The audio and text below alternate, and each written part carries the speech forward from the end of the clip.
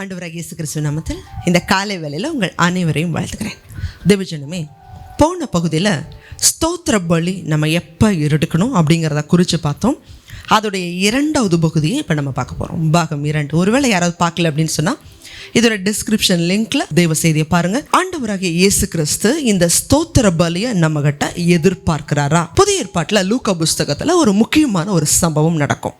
அதாவது 10 குஷ்டரோகிகள் இயேசு கிறிஸ்துட்ட போவாங்க. ஆண்டவரே, எங்களுக்கு மனம் இறங்குங்கப்பா, இந்த வியாதியை உங்களுக்கு சித்தமாக இருந்தால் இந்த வியாதியை எங்களை விட்டு விலக்குங்க. அவர்கிட்ட விண்ணப்பம் பண்ணுவாங்க. அப்போ நடக்கக்கூடிய காரியத்தை வாசிக்கலாம். லூக்கா புஸ்தகம் 17வது அதிகாரம் 12லேருந்து 14 வரைக்கும். அவர் ஒரு கிராமத்தில் பிரவேசித்த போது குஷ்டரோகம் உள்ள மனுஷர் 10 பேர் அவருக்கு எதிராக வந்து தூரத்திலே நின்று, இயேசு ஐயரே, எங்களுக்கு இறங்கும் என்று சத்தமிட்டார்கள். அவர்களை அவர் பார்த்து, நீங்கள் போய் ஆசாரியர்களுக்கு உங்களை காண்பியுங்கள் என்றார். அந்தப்படி அவர்கள் போகையில் சுத்தமானார்கள். 10 பேர் அவர்கிட்ட வந்து கேட்குறாங்க, ஆண்டவரே, இந்த வியாதி எங்களுக்கு சுகமாக்குங்க. அவங்க நினச்சிருப்பாங்க நம்மளை தொடுவார், ஜெபம் பண்ணுவார், ஆசீர்வதிப்பார், அப்போ சுகமாகும் அப்படின்னு அவங்க நினச்சிருக்கலாம். ஆனால் ஆண்டவராகிய இயேசு கிறிஸ்து சொன்ன காரியம், போய் உங்களை ஆசாரியர்களுக்கு காண்பீங்கப்பா. அதை சொல்கிற வரைக்கும் அவங்களுக்குள்ள எந்த மாற்றமே இல்லை. இந்த வார்த்தையை கேட்டுட்டு அவங்களுக்குள்ள ஒரு சந்தேகம் வந்திருக்கலாம். என்னது, இயேசு கிறிஸ்து நம்மளை தொடலையே, நமக்காக ஜெபம் பண்ணல, ஆனால் குஷ்டரோகத்தோடு தான் இருக்கிறோம், இப்போ போய் ஆசாரியருக்கு காமிங்கன்னு சொல்கிறாரே, ஆசாரியர்கிட்ட போய் காமிச்சா அவர் நம்மளை எப்படி கடிந்து கொள்வார் நினச்சிருக்கலாம். ஆனால் அவங்க போகிறாங்க பார்த்தீங்களா, அப்போ தான் இவங்க சுகமே ஆகுறாங்க. நம்மளுடைய வாழ்க்கையில் ஜெபிக்கும்போது நம்மளுடைய ஜெபம் நிச்சயமாய் தேவன் கேட்குறார், பதில் கொடுக்குறாருங்கிற விசுவாசத்தோடு இருந்தால் தான் 100க்கு 100 நம்ம ஜெபம் கேட்கப்படும். ஆண்டவருடைய வார்த்தைக்கு கீழ்ப்படிஞ்சு ஆசாரியன்ட்ட காமிக்கிறதுக்கு 10 பேரும் போகிறாங்க. போகணும்னு சொல்லி கிளம்புறாங்க பார்த்தீங்களா, அப்போ தான் வழியில் சுகமாக்குறாங்க.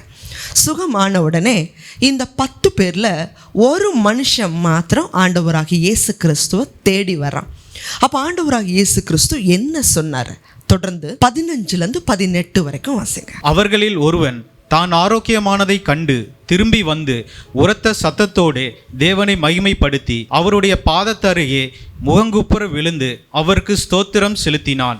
அவன் சமாரியனாய் இருந்தான். அப்பொழுது இயேசு, சுத்தமானவர்கள் 10 பேர் அல்லவா, மற்ற 9 பேர் எங்கே? தேவனை மகிமைப்படுத்துகிறதற்கு இந்த அந்நியனே ஒழிய மற்ற ஒருவனும் திரும்பி வர காணோமே என்று சொல்லி, புறஜாதி மனுஷனாகிய நீ ஒருத்த மாத்திரம் வந்து என்னை மகிமைப்படுத்துறதுக்கு, தேவனை மகிமைப்படுத்துறதுக்கு நீ வந்திருக்கிறியப்பா, மற்றவங்க எங்க? தேவஜனமே, கர்த்தர் நம்ம ஒவ்வொருத்தருடைய வாழ்க்கையிலையும் நன்றி உள்ள இருதயத்தை எதிர்பார்க்கிறார். இன்றைக்கி நிறைய பேர் பாருங்கள், ஒரு பிரச்சனைக்கும் ஆண்டவர்கிட்ட ஜெபிக்கிறோம், ஆண்டவரே இந்த காரியத்தை எனக்கு செய்யுங்க, இந்த காரியத்தை செய்யுங்க. ஆனால் செஞ்சதுக்கு பிறகு ஆண்டவருக்கு அதே தாகத்தோட நன்றி செலுத்துகிறோமா? தேவஜனமே, எங்களுடைய ஊழியங்களில் கூட அநேகர் தங்களுடைய பிரச்சனைக்காக, போராட்டங்களுக்காக பல மணி நேரம் பேசுவாங்க. எங்களுக்கு ஒரு களைப்பாக இருந்தால் கூட, ஒரு டீ குடிச்சிட்டு வரோன்னு சொன்னால் கூட, ஒரு நிமிஷம் எங்கள் பிரச்சனையை நீங்கள் கேளுங்கன்னு சொல்லி, ஒரு நிமிஷம் இல்லை, அது 2 மணி நேரம் 3 மணி நேரம் அநேகம் காரியங்களை குறித்து பேசுவாங்க. சரி, இவ்வளவு பிரச்சனையில் இருக்கிறாங்கன்னு சொல்லி நம்மளும் அதற்காக பாரம் எடுத்து ஜெபம் பண்ணி தேவன் கொடுக்குற ஆலோசனைகள் எல்லாம் கொடுத்து ஜெபம் பண்ணி அனுப்பியிருப்போம். உண்மையாகவே அவர்களை குறித்த பாரம் இருந்துக்கிட்டே இருக்கும். இவ்வளோ வேதனையை சொல்லியிருக்காங்களே, இவ்வளோ பிரச்சனை சொல்லியிருக்கிறாங்களே, அவங்கள குறித்து நம்ம யோசிச்சுக்கிட்டே இருப்போம், அவங்களுக்காக ஜெபம் பண்ணிகிட்டே இருப்போம். சில மாதங்கள் அல்லது சில வாரங்கள் கழித்து அவங்கள நம்ம பார்க்குறோம் அப்படின்னா, நம்ம அவங்கள கேட்போம், இந்த பிரச்சனை என்ன ஆச்சு, இந்த பிரச்சனை நீங்கள் சொன்னீங்களே என்னாச்சு? அப்போ அவங்க சொல்லுவாங்க, அதையெல்லாம் விடுங்க, அது அப்போவே சரியாக போச்சு, இப்போ இன்னொரு பிரச்சனை, இதுக்காக ஜெபம் பண்ணுங்க. அப்போ உண்மையாகவே அவ்வளவு நேரம் ஜெபம் பண்ணோம், இந்த அற்புதம் நடந்ததை கூட இவங்க சொல்லாமல் இருக்கிறாங்களேன்னு நிச்சயமாகவே எங்களுக்குள்ள ஒரு வேதனை வரும்.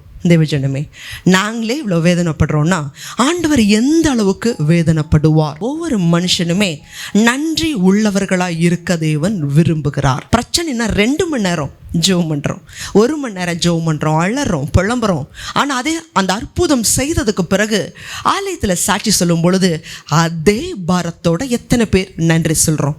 இதற்கு ஒப்புமையா இன்னொரு வசனத்தையும் வாசிக்கலாம். சங்கீதம் 107:22 வாசிங்க. ஸ்தோத்திர பலிகளை செலுத்தி அவருடைய கிரியைகளை ஆனந்த சத்தத்தோடு விவரிப்பார்களாக.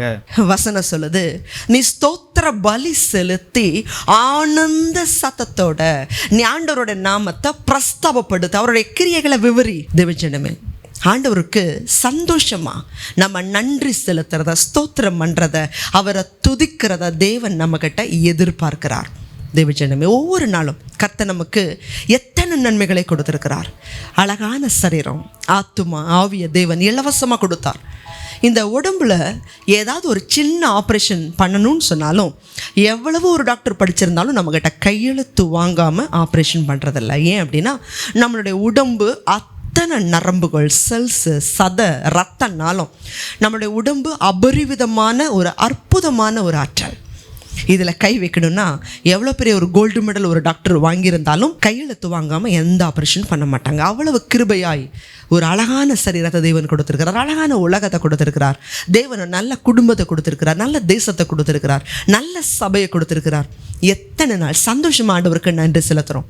பல பேர் ஆண்டவரோட சமூகத்தில், ஆலயத்தில், ஊழியங்களில் நம்ம துக்கமுகமாகவே இருந்தா, துக்கமாகவே ஜெபம்னா, தேவன்கிட்ட குறை சொல்லிக்கிட்டே இருந்தா, தேவஜனமே மறந்துடாதீங்க, அதுவே சாபமாக மாறும். இதைத்தான் உபாகம் 28 சகலமும் உனக்கு பரிபூரணமாக இருக்கும் பொழுது நீ மனமகிழ்ச்சியோடு கர்த்தரை சேவியாமல் போனதுனால சகலமும் குறைவிடும் அப்படின்னு வேதம் நம்மளை எச்சரிக்குது. கர்த்தர் கொடுத்த ஒவ்வொன்றுக்காக நன்றியோடு கூட துதிங்க. நிச்சயமாகவே மிகப்பெரிய ஒரு ஆசீர்வாதத்தை உங்கள் வாழ்க்கை முழுவதும் நீங்கள் பார்த்துக்கிட்டே இருப்பீங்க. ஆமென். கண்களை முடிச்சு வைக்கலாம். அதிகமாக நேசிக்கிறீங்களா அன்புள்ள ஆண்டவரே? எங்களுடைய வாழ்க்கையில் குறை சொல்லிக்கிட்டே இல்லாமல், அல்லது ஜெபம் பண்ணுறோம் ஆண்டவருக்கு, எத்தனை காரியங்களில் ஸ்தோத்திரம் பண்ணுறோம், துதிக்கிறோம். ஆனால் இனிமேல் ஆண்டவரே, சின்ன காரியமோ பெரிய காரியமோ, தேவன் எங்களுக்கு கொடுத்த எல்லாவற்றுக்கும் நன்றியுள்ள ஒரு இருதயத்தோடு நாங்கள் ஸ்தோத்திரம் பண்ணுகிறவர்களாக எங்களை ஒப்பு கொடுக்குறோம். இந்த தெய்வ செய்தி பார்க்குற ஒவ்வொரு ஜனங்களும் தினந்தோறும் ஒரு சமயமும் உங்களை துதிக்க ஸ்தோத்திரம் பண்ண கிருபை தாங்க.